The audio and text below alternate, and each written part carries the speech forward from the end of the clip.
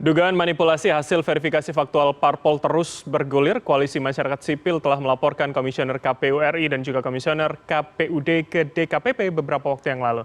Kini hampir pihak-pihak terkait mulai merespon namun terkesan lambat dan juga pasif.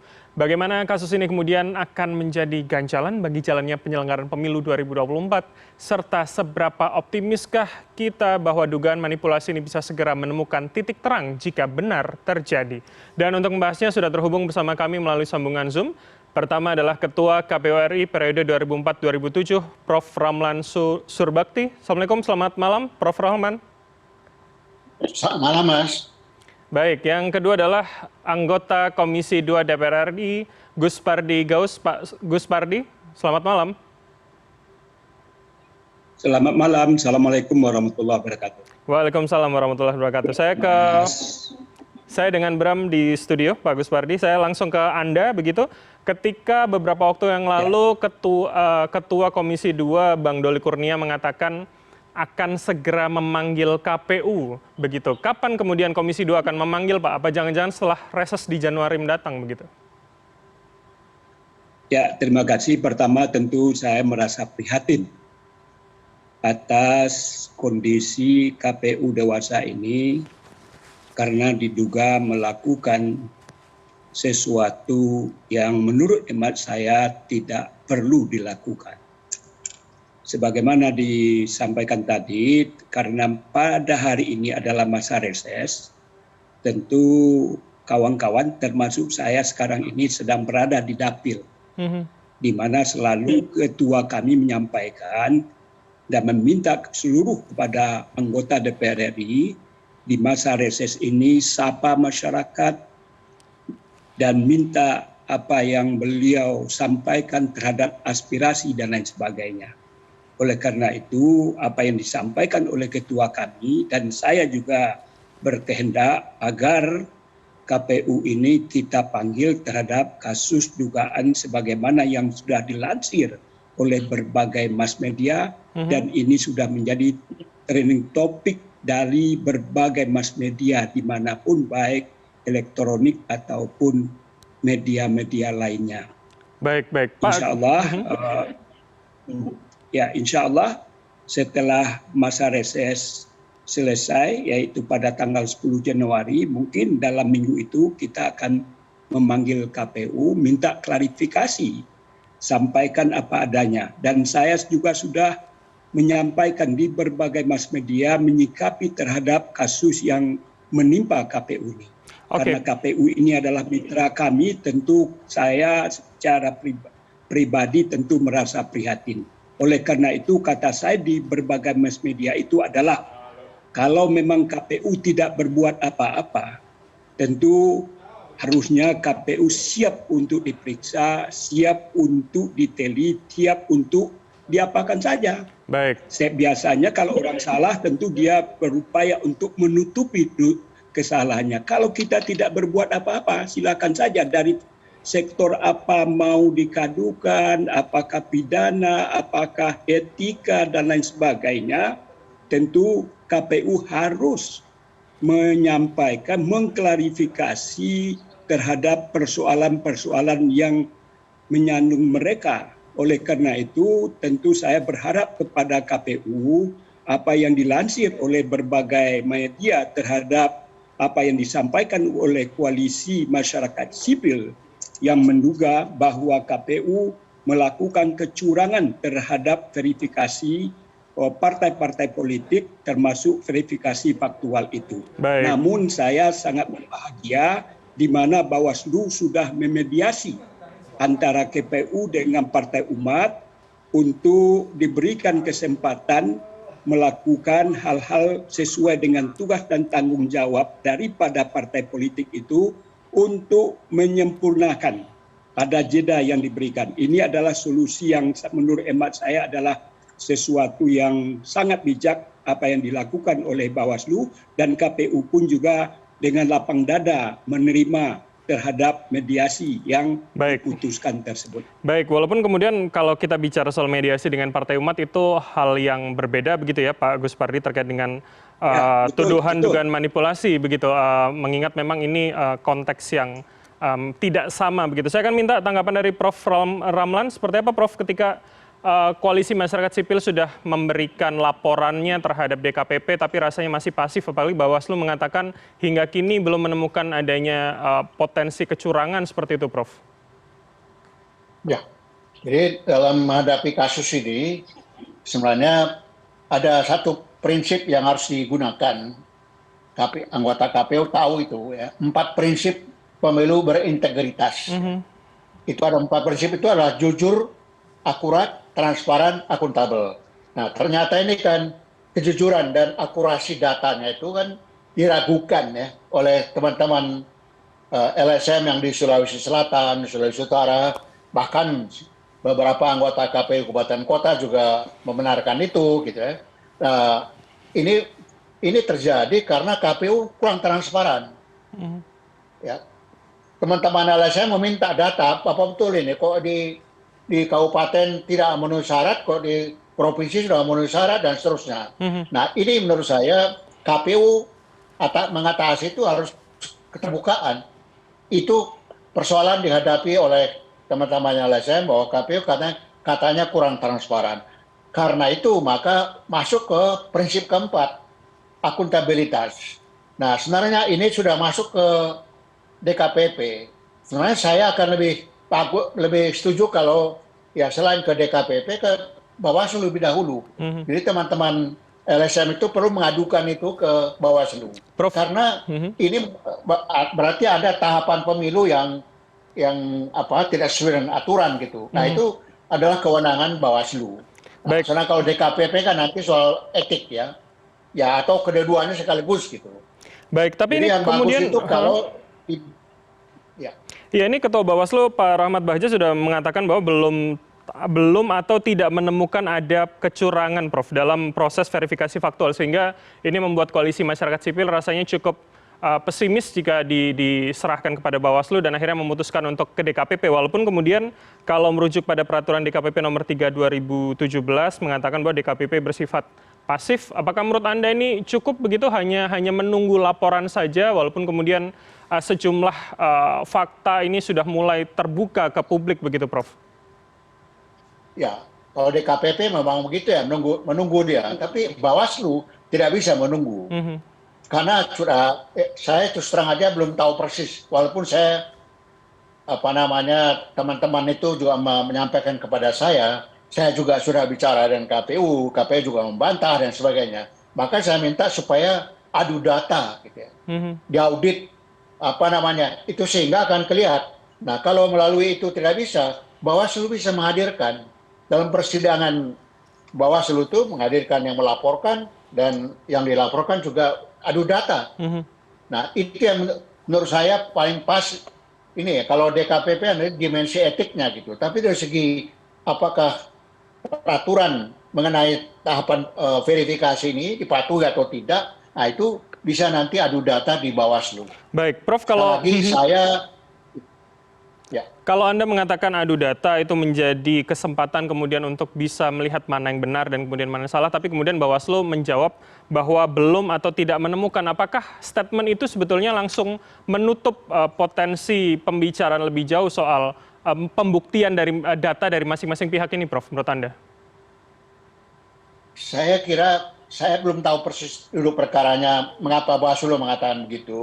Mungkin Bawaslu, ya ini kan Bawaslu mestinya tidak hanya menunggu laporan dari Bawaslu dan sebagainya, tapi juga Bawaslu bisa ngecek ke lapangan. Kan ada beberapa anggota KPU kabupaten kota yang mengatakan begitu. Nah, ini Bawaslu bisa melihat itu. Jadi Bawaslu tidak boleh hanya menunggu. Oke. Saya nggak tahu apakah teman-teman LSM sudah melaporkan semua itu dengan data yang bukti-bukti yang mereka miliki. Baik. Atau statement KPU itu Bawaslu itu hanya berdasarkan pengamatan saja ya, belum ke lapangan gitu. Itu saya belum tahu persis ya. Baik, saya akan minta komentar dari Pak Gus Pardi ketika hari ini kemudian koalisi masyarakat sipil agak pesimis begitu Pak. Ketika Bawaslu mengatakan belum atau tidak menemukan, kemudian DKPP masih menyatakan bahwa memverifikasi administrasi dan material, rasanya tidak ditanggapi dengan cepat. Bagaimana Komisi 2 melihat ini Pak? tentu saya berharap kepada Bawaslu. Bawaslu itu adalah badan pengawas pemilu, berbeda dengan DKPP, sebagaimana yang disampaikan oleh Pak Ramlan Surbakti tadi. Bawaslu itu harus sebagai lembaga yang diberi amanah oleh undang-undang, tentu dia harus proaktif. Sekarang ini bukan proaktif lagi, sudah banyak pengaduan-pengaduan yang dilakukan oleh masyarakat, terutama apa yang disampaikan oleh koalisi masyarakat sipil. Oleh karena itu, harusnya Bawaslu jemput bola, melakukan komunikasi dengan koalisi masyarakat sipil, minta data dari apa yang dikumpulkan oleh koalisi masyarakat sipil itu terhadap adanya dugaan kecurangan yang dilakukan oleh KPU itu. Oleh karena itu, saya meminta kepada Bawaslu sebagai mitra Komisi 2, dan saya adalah anggota dari Komisi 2 tersebut, supaya persoalan ini nyaman, aman, dan bisa kita selesaikan secepat mungkin, jangan berlarut-larut. Ini baru taraf awal. Betul. Baru melakukan verifikasi terhadap partai politik. Banyak pekerjaan-pekerjaan yang harus dilakukan dan dituntaskan. Oleh karena itu, trust kepercayaan masyarakat kepada KPU dan Bawaslu sebagai penyelenggara pemilu, tentu ini adalah merupakan ujian awal kalau seandainya KPU tidak terbuka dan dia harus menyampaikan apa adanya, dan tadi sudah disampaikan bahwa siap untuk diaudit terhadap persoalan-persoalan yang diduga oleh masyarakat terhadap tuduhan yang disampaikan kepadanya. Dan Bawaslu sebagai badan pengawas tentu harus proaktif, lakukan kolaborasi sampai, dan kita minta kepada koalisi masyarakat sipil dugaan-dugaan itu apa saja, lalu dilakukan verifikasi, kemudian kita lakukan konsolidasi dan lain sebagainya, dan melakukan komunikasi juga dengan KPU terhadap tuduhan yang dilakukan oleh koalisi masyarakat sipil tersebut. Baik, Pak Gus Pardi, ini tentu menjadi hal yang mendesak begitu ya, bagaimana sikap Bawaslu harusnya responsif dan seperti apa kata Anda tadi ya, harusnya jemput bola begitu. Ini sudah terus bergulir begitu kasusnya, bahkan Presiden Joko Widodo sudah sedikit berkomentar, dan untuk menyegarkan kembali ingatan kita atas statement Presiden ini, kita akan saksikan bersama statement dari Presiden Joko Widodo berikut ini. Tapi repotnya urusan lolos dan tidaknya peserta pemilu tahun 2024. Itu kan sebetulnya urusannya KPU. Urusannya KPU itu, tapi yang dituduh-tuduh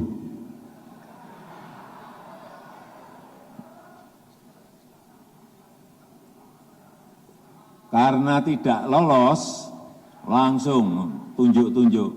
Itu istana ikut campur, kekuatan besar ikut campur, kekuatan besar intervensi. Saya itu nggak ngerti apa-apa masalah ini. Ini kan total 100% urusannya KPU. Baik, itu tadi kita dengarkan statement Presiden Joko Widodo yang mengatakan jangan kemudian langsung menuduh, menunjuk-nunjuk istana begitu ikut campur soal ini. Saya akan minta tanggapan dari Prof. Ramlan begitu. Prof, kita bisa memaknai ini dalam konteks penyelenggaraan pemilu, apakah ini bisa kita maknai sebagai hanya kemudian disclaimer pemerintah agar tidak kemudian terseret, atau bisa kita maknai kemudian ini harusnya menjadi reminder begitu, seorang kepala negara saja sudah ikut mengomentari yang harusnya mungkin di tingkat KPU dan Bawaslu untuk segera responsif bergerak begitu, Prof? Ya, itu tuduhan-tuduhan seperti itu semestinya jangan dikemukakan dulu gitu. Harus melalui proses ini dulu. Minta KPU transparan, kalau tidak ada akuntabilitas ke Bawaslu dan terakhir DKPP gitu. Nah, kalau itu ternyata ada faktor luar gitu, nah, itu baru kemudian bisa bicara mengenai tuduhan istana dan sebagainya. Menurut saya terlalu cepat gitu. Kenapa nggak menggunakan proses prinsip transparansi dan akuntabilitas lebih dahulu? Akuntabilitas itu ada dua ya, akuntabilitas politik itu berarti klarifikasi, penjelasan. keterbukaan ya. Nah, baru kalau itu tidak memuaskan bagi pihak teman-teman LSM, baru masuk ke akuntabilitas hukum, yaitu ke Bawaslu, dan terakhir etik gitu. Jadi kita tolong jangan, saya tidak dulu diseret-seret dulu masuk ke politik praktis ya. Itu kalau sampai ke istana dan sebagainya kan praktis itu. Kenapa nggak prinsip ini dulu, pemilu berintegritas gitu. Prof, Transparansi kalau nggak jalan ya akuntabilitas gitu. Kalau berarti akuntabilitas teman tahu juga ya silakan. Prof, berarti artinya ada yang miss, ada yang dilewati begitu prosesnya. Kalau Anda mengatakan seharusnya ada akuntabilitas, ada transparansi, harusnya kemudian KPU dan Bawaslu paling tidak melakukan hal tersebut begitu Prof, untuk kemudian tidak langsung agar koalisi masyarakat sipil menyampaikan ke kepala negara begitu? Ya, artinya teman-teman masyarakat LSM itu, koalisi LSM, itu gunakan dulu ini ya, Bawaslu dan DKPP. Jadi Bawaslu itu adalah pertanggungjawaban hukum, akuntabilitas hukum. Tapi sebelum akuntabilitas hukum, harus ada akuntabilitas politik dalam arti penjelasan. Kalau ada pertanyaan, KPU menjawab. Kalau ada keberatan, harus memberi klarifikasi gitu. Kalau ternyata jawaban klarifikasi yang diberikan KPU belum memuaskan teman-teman LSM, nah baru akuntabilitas hukum gitu. Jadi proses itu dilalui gitu. Itu bagian dari upaya kita. Kan itu prinsip itulah prinsip demokrasi ya, pemilu demokratis gitu. Jadi jangan bawa-bawa belum apa-apa langsung dibawa ke seret-seret masuk ke luar gitu. Kita gunakan prosedur konstitusional itu lebih dahulu. Oke, baik. Prof, Jadi, kalau begitu pertanyaannya adalah bagaimana kemudian ketika pesimisme, ketika langkah tidak optimis terhadap lembaga-lembaga yang ada ini sudah tidak ada di masyarakat, tidak ada di koalisi masyarakat sipil, bagaimana kemudian kita mencari keadilan, bagaimana kemudian kita untuk membuktikan apa tuduhan-tuduhan yang terjadi ini, Prof?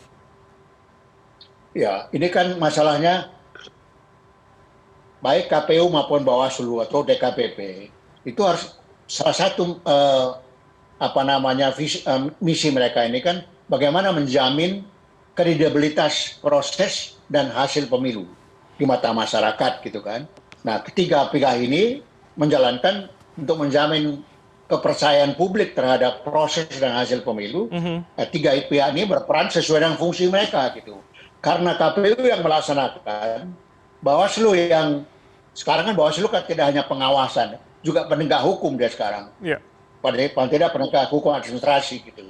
Jadi saya bersama dengan Bapak anggota Komisi 2 DPR tadi, Bawaslu itu sekali lagi maka saya tanya tadi, statement KPU kami belum menemukan itu apa berdasarkan laporan dari teman-teman koalisi LSM atau karena hanya berdasarkan komentar-komentar umum atau dia sudah ke lapangan ngecek. Baik. Intinya Bawaslu itu tidak menunggu, tapi harus istilah Bapak anggota Komisi 2 dari harus jemput bola. Baik. Ini sekali lagi itulah upaya Bawaslu menjamin kredibilitas proses dan hasil pemilu.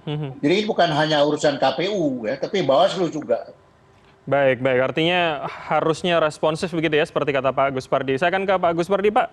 Bagaimana tanggapan Anda begitu ketika hari ini belum lama ini bergulir, belum lama terungkap dugaan ini, ternyata sudah menyeret banyak pihak, bahkan Presiden sudah disclaimer duluan, yang jangan-jangan sebentar lagi mungkin legislatif juga akan ikut terseret begitu, Pak. Seperti apa tanggapan Anda? Ya, sesuai dengan fungsi tugas dan wewenang DPR, begitu juga tugas daripada pemerintah. Bahwa pelaksana pemilu itu adalah KPU, Bawaslu, dan DKPP. Artinya tentu pemerintah tidak terlibat terhadap persoalan-persoalan teknis yang berkaitan terhadap apa yang sedang kita diskusikan pada malam hari ini. Malam ini, apa yang dilansir oleh CNN bahwa ada pidato yang disampaikan oleh Pak Jokowi bahwa beliau menyampaikan sikap terhadap adanya isu tuduhan kepada istana. Dengan demikian tentu jernihlah sudah terhadap persoalan yang berkaitan terhadap apa yang dilansir oleh berbagai media itu. Lalu kita tentu menyampaikan ucapan terima kasih kepada Pak Jokowi bahwa istana tidak terlibat hal-hal yang berkaitan terhadap prosesi yang merupakan tugas dan tanggung jawab daripada KPU.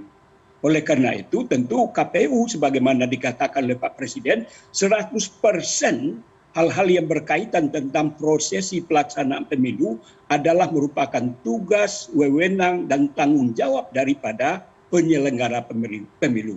Oke. Artinya pemerintah tidak terlibat dan tidak ikut campur. Oleh karena itu tentu pada hari ini kita berharap kepada Bawaslu dan KPU untuk melakukan klarifikasi terhadap dugaan yang dituduhkan kepada KPU.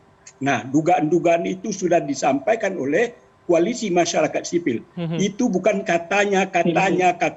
Oleh karena itu, bagaimana Bawaslu dengan Koalisi Masyarakat Sipil melakukan urun rembuk, melakukan rapat membicarakan tentang persoalan ini. Oleh karena itu, kalau hal-hal yang semacam itu sudah dia dapatkan, tentu dia harus memproses sesuai dengan wewenang yang ada pada Bawaslu itu. Dan KPU, sebagaimana orang yang tertuduh pada hari ini, kalau mereka tidak berbuat, tentu dia tidak welcome saja terhadap apa saja yang ingin diklarifikasi dan lain sebagainya. Sebagaimana dikatakan di dalam undang-undang bahwa KPU harus bekerja secara profesional sesuai dengan ketentuan dan perundang-undang yang berlaku. Dia harus independen, tidak diintervensi oleh siapapun, termasuk juga apakah oleh DPR ataupun pemerintah. Dia harus berintegritas.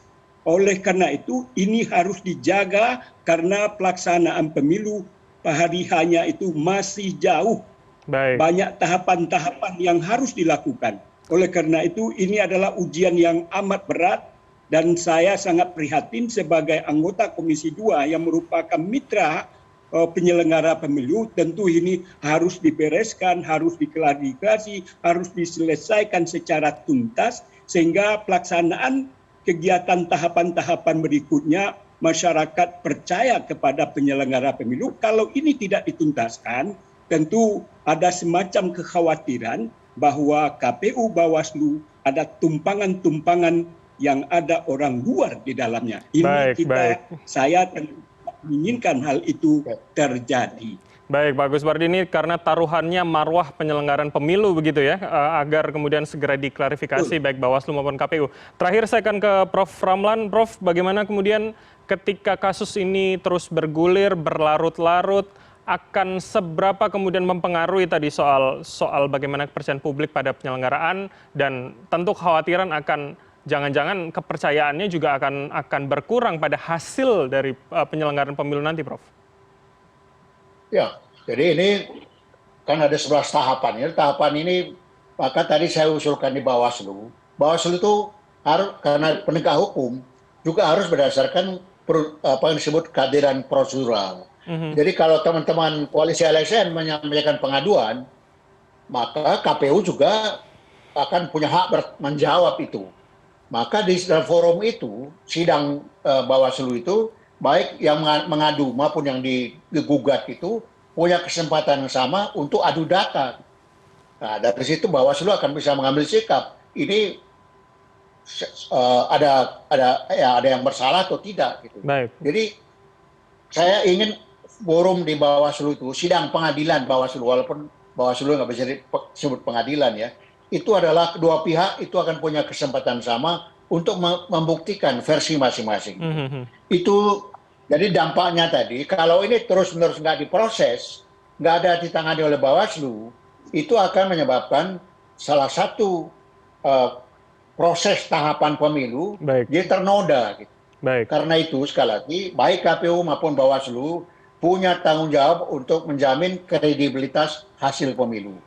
Nah, Mas Bram, kalau boleh saya tambahkan sedikit ya. Ya, Prof. Ini saya bukan hanya dalam soal proses penyelenggaraan pemilu ini. Saya juga menyampaikan begini. Persyaratan menjadi peserta pemilu ini kan sekarang itu sudah lebih berat ya dibandingkan pemilu 99, pemilu 2004 itu kan relatif mudah gitu. Tapi mulai pemilu 2009 itu persyaratan lebih berat. keanggotaan, kepengurusan, kantor dan sebagainya. Ya. Nah, mengapa sekarang ini persyaratannya begitu berat? Itu pembuat undang-undang melihat, kan dalam Undang-Undang Nomor 7 Tahun 2017 dikatakan sistem kepartaian yang hendak dicapai itu adalah sistem kepartaian multipartai sederhana. Nah, kalau dalam ilmu politik disebut pluralisme moderat. Nah, salah satu cara untuk mencapai sistem kepartaian ini adalah dengan peserta pemilu yang terseleksi gitu. Nah, syaratnya adalah persyaratan itu yang memang berat ya. Tapi walaupun berat masih bisa dipenuhi. Baik, Jadi kalau dalam verifikasi faktual ini ya, ini sekali lagi saya belum tahu apa yang salah dan sebagainya. Tapi seandainya ini ada penyimpangan, itu maka tujuan mencapai sistem kepartaian multipartai sederhana itu tidak tercapai karena pelaksanaan ini gitu. Baik, Prof. Kami sudah bisa menangkap. Yang kedua yang Anda, saya mau tambahkan, ya ini persoalan Singkat saja, Prof. verifikasi faktual keanggotaan partai. Itu adalah karena partai ini untuk anggota itu kan hanya memenuhi syarat saja gitu. Syarat menjadi peserta pemilu. Kalau seandainya partai itu punya anggota itu dan memang anggota masyarakat memang ada atas kesadaran sendiri mau menjadi anggota partai, telah mengikuti orientasi, maka nggak ada persoalan soal verifikasi. Baik. Nah, tapi karena kemungkinan partai itu dari anggota itu hanya untuk memenuhi syarat saja, setelah selesai nanti anggota juga dilupakan gitu. Nah, itulah sumber persoalannya utama ya.